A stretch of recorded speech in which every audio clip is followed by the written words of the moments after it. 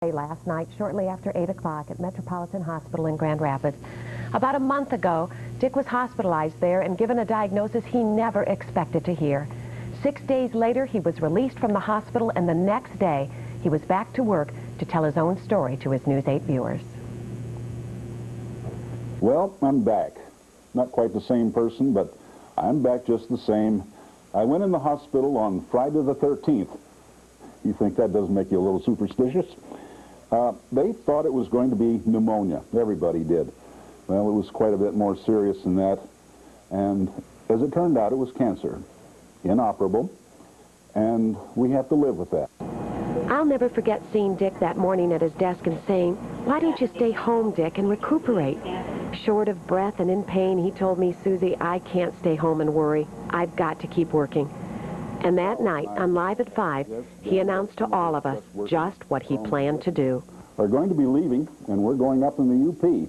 We're a little later this year than normal. I don't know whether that's going to bring us the fall colors that we really want or not. Dick Evans was one of the most popular broadcast personalities in West Michigan history. He had a huge following. He couldn't believe how much mail he received at the hospital. The cards that you people sent were so much.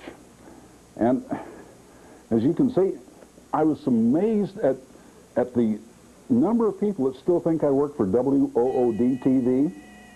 For many viewers, Dick Evans is synonymous with WOOD. He joined the station back in 1963 when radio and TV were combined.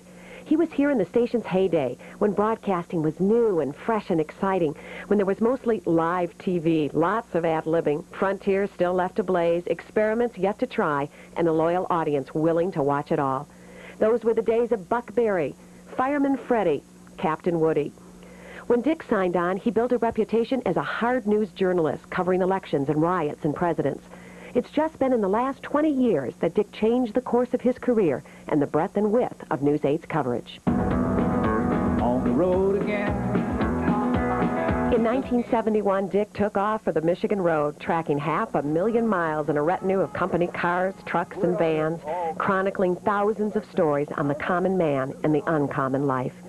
He never saw a story he didn't like, never met a man he couldn't call a friend after spending the time to get to know him. Dick Evans was a premier storyteller because Dick Evans was a wonderful listener. That night, he shared his own personal story of his terminal illness. Was his very last broadcast. Both for the sheer number of films and television shows he starred in,